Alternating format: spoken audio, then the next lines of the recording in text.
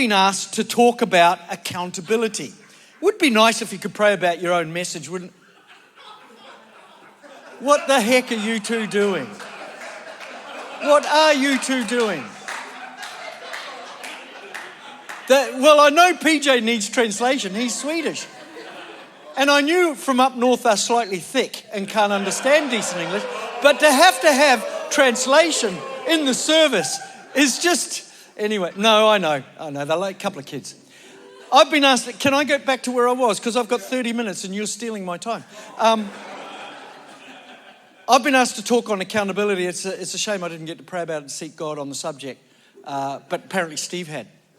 So I want to talk on the subject. Now, the interesting thing about accountability is the demands of accountability for some people in this world at the moment is incredibly high. For example, we expect from our leaders, government, maybe our boss, in our education systems, people expect high levels of accountability with these leaders, more so in the church. So we talk a lot in the church about accountability of our lead team, our pastors, and so on. But I want to flip the coin a bit on that and say, you can only demand something from somebody that you're already engaging in. And if you expect great accountability from the people who lead you, whatever sphere of life that might be, then I would say we too must give that account or have those accountability lines in our own life so that we are not expecting something for them, but we don't practice it ourselves. So my tact today on this message is much more about us as people working in our job, our church, our life, and us understanding how we need to become accountable, rather than just, pointing upwards and saying, got to be further up. Actually, to be honest, in my world of working with ministers and leaders, at least in that area, I think they're the most accountable group of people in the world today. If you take the average pastor of a church, they have a lead team often they're accountable to in ministry terms in the church. Then you have the board they're accountable to, and often in financial terms. And then you have maybe the movement they belong to, they're accountable to that.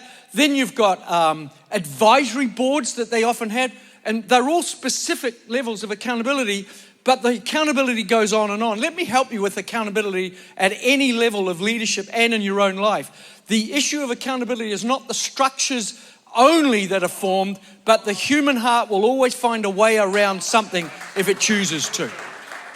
So actually, the issue of accountability at that level is not so much how much we have, but how we approach it from our inner life.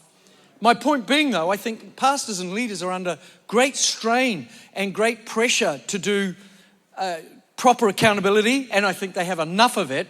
That's not the issue. Let's check our hearts as we go along. So let's take our eyes off that for a moment and look at ourselves.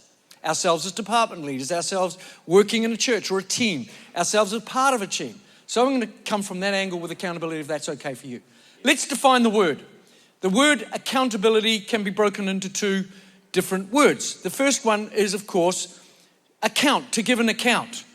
And that word means to report or describe an event or an experience. So we have the idea of giving an account is to describe something. It's a statement. It's a matter of fact.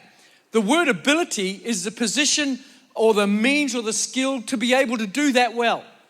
So accountability is giving a report or describing an event in a way that it makes sense and that it's reasonable for people to understand. So the definition might be this: the obligation of an individual or an organization to account for their activities, accept responsibility for them, and to disclose them in a transparent manner.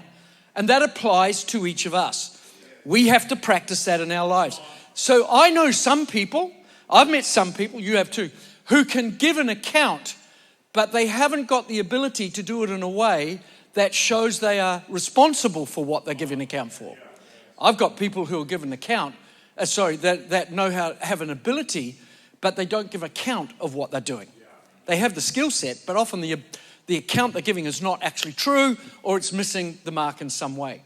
The next screen I want to show you is this. It'll have to go up there, otherwise I don't know what it says and I can't read it either. accountability operates on three basic levels. Now, we could play this out in more descriptive terms if we wanted to, but there's three basic levels. To those we lead, serve, or work for. So if we're in leadership or we're in a team, we become accountable to our leadership or the person around us that we're serving. The next one is our personal relationships. That is, to our spouse, to our family, to those close to us. There's an accountability factor there. And the last one there is with the goods, finances, or belongings that we actually control. So all those three facets come into the idea of accountability. Accountability then becomes a very, broad issue for us in life, because it's not just about being accountable in our workplace, but not being accountable in our family, or being accountable to our family, but I don't care about in my workplace or where I serve. So where I serve, it doesn't matter too much as long as I'm accountable over here. Actually, it covers all of those things. More importantly, if you're touching somebody else's goods, property, belongings in any way, there's even more requirements for accountability. And being willing to step up and say, well, this is my report on what I did with that stuff you have. And the scripture talks about that, doesn't it? Jesus talks about, how can I give you more to expand the kingdom of God if you can't be accountable for this area over here?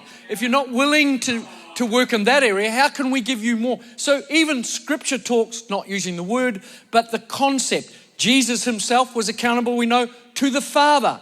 He talked about the idea there's nothing I do without being accountable to the Father and having accountability. You remember, and I'll come back to this in a moment, accountability is not just a structural form. It's a heart issue as well. So there's three things accountability does when it's done really well. The first is accountability brings trust.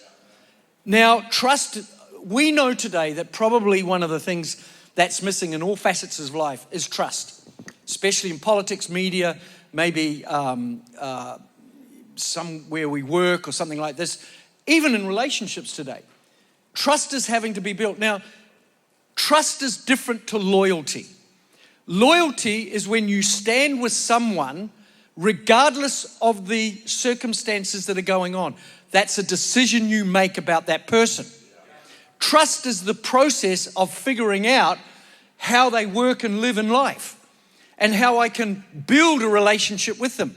They're two different things. One's a process, one's a decision. In fact, actually, I'd say this, too many people mix those two up.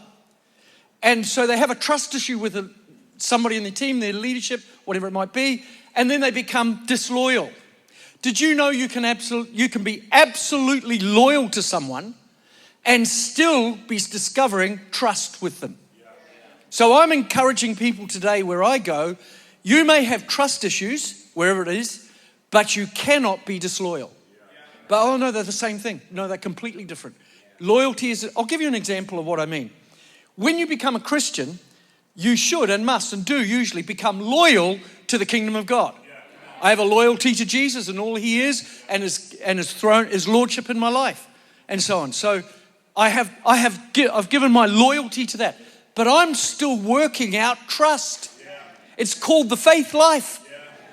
I've been a Christian 50 years and there's still areas with God you're working out trust that this thing will process itself right, that the things I've believed for will happen. And if God doesn't make those things work, then maybe I have to wait for the next period of process to learn trust. But I'll never be disloyal to the kingdom. Well, surely that's true of marriage, isn't it too? You are loyal to your spouse, but you're still working trust out. You're still on a trust journey sometimes with things. Hopefully not deep trust, but certain sort of surface trust. So can I help you with this? Don't mix those two ideas together. I've got people I work with who at the moment have maybe some low trust issues in their team or whatever they're doing, but that doesn't and should not stop us from being absolutely loyal to that person. And if we could emphasize that a little more in church life, I think we'd have less of this gossip and talk, and I'm talking not about your church, but just global issues. We would see it die down a little more. Let's make a difference between those two. So loyalty is a decision, but trust is a process, and accountability is a part of us building that trust. And there are three types of trust. As you know, there's personal trust. That's my value system and who I am, my character. You can trust that person to do this. You give them the key to your home, and you know personal integrity means they won't rifle through your stuff, steal anything. You trust them personally.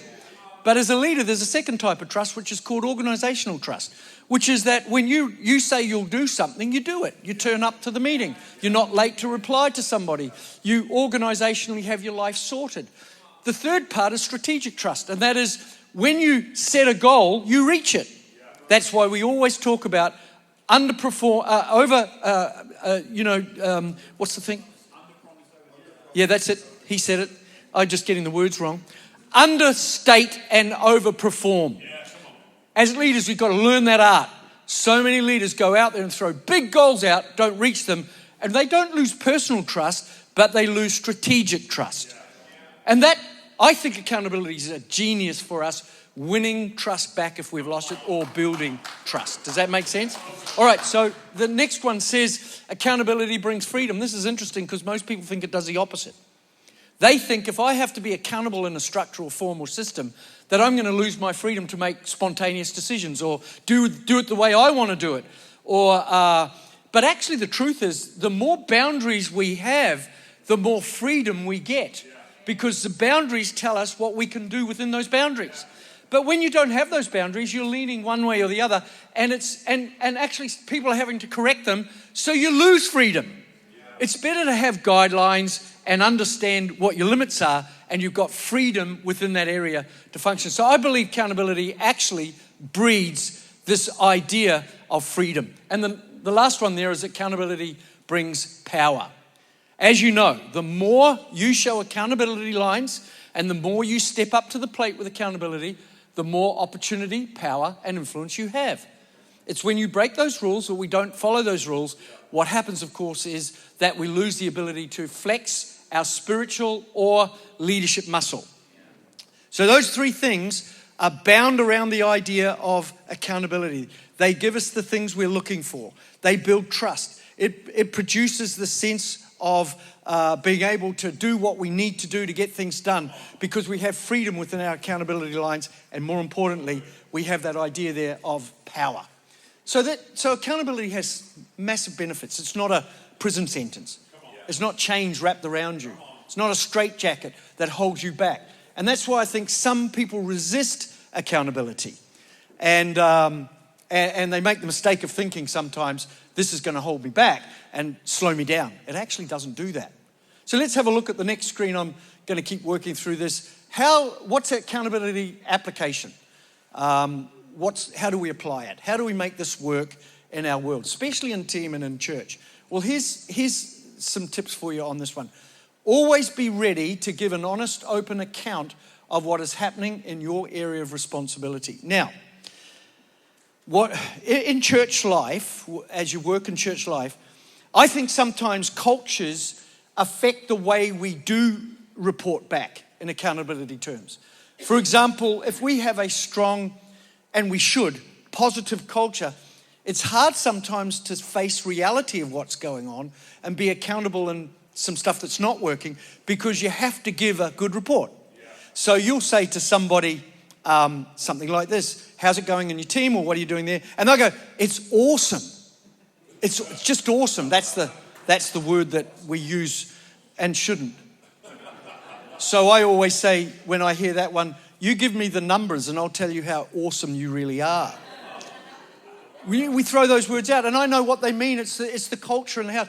But accountability doesn't defeat that culture. It helps us understand that there's guidelines we're working to, and we should be real about our challenges. We should be real about the things that we are dealing with.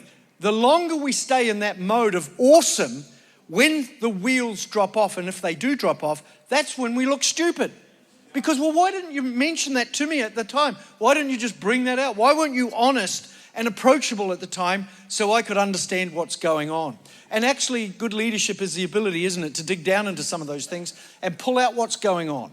Honesty and commitment to truth in that way is a serious accountability issue. The second one there is build multiple levels or lines of accountability.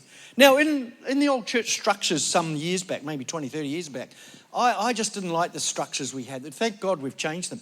We had churches with this you sort of had a pyramid shape for everyone. It was like the department leaders down here, or the church down here, department leaders, staff maybe, pastor, and then this group of people called elders or something, or the key leaders or the board or whatever it was. And that group of people pretty much, in a church at least, decided on everything. They did spiritual life, they did financial life, they did the pastor's life, they did everything life. And it was one limited form of accountability. And unfortunately, most of them never had the skill set to be able to unpack that or actually work through the issues that were needed. And I believe in life you need multiple levels of accountability. So for example, if you said to me, who are you accountable to on this issue? There would be a line of people who I'd point to on that issue. Does that make sense? But it wouldn't be my total accountability. I have a wife. She's my total accountability. Most of you guys know this. Just do what you're told, stay loyal, and work out the trust thing as you go along. So, just a thought there. But it's true, your spouse is an accountability line. The denomination I belong to is an accountability line.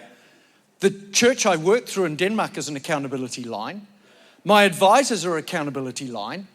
I believe we should have lots of if you're working through an area of your life of wanting to build trust, power, and freedom, then get an accountability line. It's so healthy for you. And in your church life, have accountability lines. Now, I don't know how you shape that for yourself, but this is what I do know. When you don't have lines like that, that area can become problematic. So I believe in multiple levels of line rather than just one or two accountability lines or one group of people that are accountable. And thankfully, churches change. We have now churches that do much more multiple levels of accountability lines. And, one group of people does this thing, another does this thing, another does that thing for the pastor. And at least they've got those lines. If they choose to break them, that's because of their heart issue. Does that make sense? Yes. But the lines are there. Here's another one I noted. Keep your heart in check, which I've talked about. Whenever an issue of failed accountability happens, sometime or somewhere, the heart went astray. Yeah. So here's what we're doing. Sometimes in church life, when somebody goes astray, whatever the case may be, we think that more stronger systems and structure will fix the problem, and it probably might. But actually the truth is, let's examine our own heart in these things. And let's look at our own inner choices and the way we deal with stuff before we start inventing these things that actually still will not. The human heart is like water. It will find its way through anything. It will find a way through any system or structure. This is a heart thing. Accountability is about where you rest your heart. Does that make sense? Yeah. The next one, when dealing with other people, keep communication lines open. Obviously, have you noticed when people going through tough times in church, the communication lines close down? They start to withdraw. Yeah. Funny part is the Bible teaches us to engage more, and we do the exact opposite and withdraw. When you watch a person in your team or around you starting to withdraw, lack of communication, you should pick up instantly that there's something wrong here in their accountability lines. There's something I need to ask them about, talk to them about in a pastoral way. And maybe for yourself sitting here today, there's been times where you've been through difficult times and you've chosen to withdraw. I hope not now. Don't do that. Lean in. That's where accountability is so good. Especially you have your different types of accountability, because whatever area you're struggling in, you can go to that group of people or that person and try and get some help in that. Lean in, move in, don't withdraw, seek help. That's what accountability does. I know that you guys actually, I was here when I was preaching in 2022. I know that you have mentors here and coaches and stuff. They were actually praying them in. And it's a genius idea that you have people in the church who actually you can come to who are your mentor or your coaches, and they can work with you on certain areas. And of course, there's other lines as well. But I think that's so good, because when you deal with these things and you're dealing with people, keep the communication lines open all the time. I don't know what it is today, but the millennials, to me, they're quite funny with communication because they're not very quick to respond. Now, it might be Gen Zers too, but certainly millennials. You'll send a text out And it might be 4 days before they even look at the thing. And then, and boy, that's a struggle when you're leading people and they're not responding. My son's a millennial and he's like that. And I could text him and say, son, I've got a flat tire on the motorway. Don't know what to do about that. And 4 days later, I'd get a text back with, how did it go on the motorway, Dad? Like that sort of thing. And I don't get it. We have to up levels of communication now. We have to be quick to respond. If you're in a WhatsApp group, respond quickly. It doesn't even have to be, you can just click the like button. But at least we know you're engaging. Let's keep communication levels high because that helps with accountability as well. And we've got to do that. That's millennials clapping over there. Be clear with all concerned how you see accountability lines and their importance to you. In other words, make sure people know how that works in your world. Let them know that this is what I do and this is how I'm accountable in the teams I'm working with and this is how my reports are. It's better now. But I think Christian leaders in teams and certainly small groups struggled sometimes to give their reports in. I don't know if it was an issue of you'd set up a platform, maybe an app, and all they had to do after the meeting in the midweek was go into the app and put in a few numbers and maybe a comment. There was always 5% or maybe a little more than that who wouldn't do it. And it's so frustrating because that is not a control mechanism, it's an information mechanism. And when you don't have the information at hand to make great decisions as a leader, because you're not at all those things, it's so difficult and complicated for the church to move forward. But I think for some people, there's about 3%, it's an accountability issue. I'm not telling them anything about this is my group. This is my thing. Why should they know? Well, as you know, it's not your group or their group. It's actually a collective thing. It's part of church life. Just happens that you have them in the house right now. And I think that's really awkward when that happens. And I encourage you never to be that group, never to be in that group.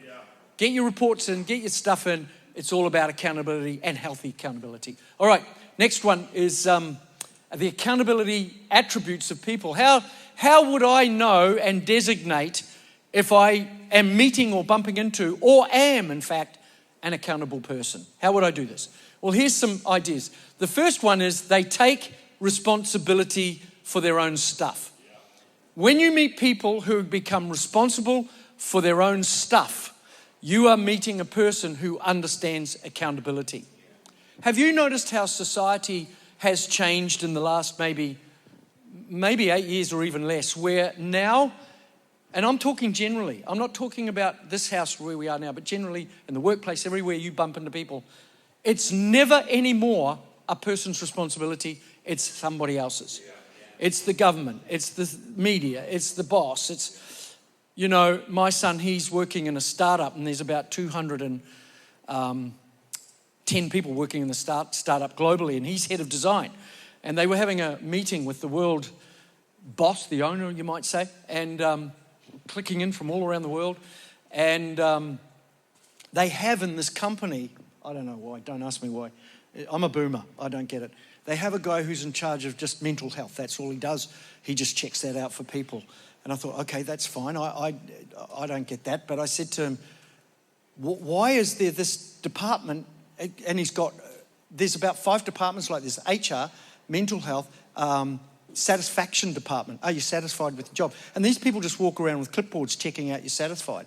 And, it's pretty. And he said, this is what he said to me. He said, Dad, he said, today, when it comes to community, because so many community programs have broken down and it's not the same as it was, work has become community for people.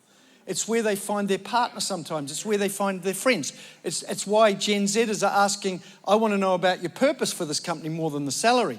I want to know about how many people. My daughter's in a startup right now in Copenhagen, and she's employing staff. She's got 3. And she's had people offered good money to, and they've said, look, I can't come and work for you because there's only 3 people working here. And I want 10 in the place I work, so I've got some friends I can make, meaning I haven't got any. Until I come to work, I'll make friends. So community's shifting, and it's shifting into the workplace. And so the workplace is now becoming responsible for almost every facet of our life, and in some cases even spiritual. And I think to myself, if people just chose to take responsibility for their own stuff, it doesn't have to be the bosses. So this guy in charge of this department said on the screen to the boss, he said, I'm in charge of this area and I don't think anybody's listening to me. They're not listening to me. And the boss said, look, that's a great discussion. We're just going to wrap up the meeting shortly. I'll tell you what, let's take it offline and we'll talk to some of maybe your online leaders, your upline leaders, and we'll follow this through, which I thought was a great answer. And this is what he said. See, nobody's listening to me. I'm like, what the heck? To me, that's a person that hasn't taken responsibility for his stuff. And that's how I would address it. You've got to learn to be responsibility for your own stuff. Come on, if I can say anything, guys, don't push the blame upwards or on other people. Let's learn to take that for ourselves. Look inside and deal with it. It's becoming a lost art form, and we're pushing it out to everyone else. Well, I encourage you today, great accountability is I am looking after my stuff. And that includes having accountable lines so I can do it well. I can't encourage that enough, and I'll tell you why. Because in leadership terms of leading teams and churches now, getting people to serve on a team and do small components of tasks is easy. Getting them to take the responsibility to lead the team has disappeared. People don't want it anymore. They want to give it to someone else. Anyway, I could go off on that one forever. They don't make excuses. They just own up. If you're going to be a person of accountability and you're going to do it well, you won't make excuses. You'll just be honest. Remember the definition, an honest and open report. And the skill set to be able to do that. That's honesty that you bring to the situation that you're in. Next one, they're on time. Why would I say that? Why on time?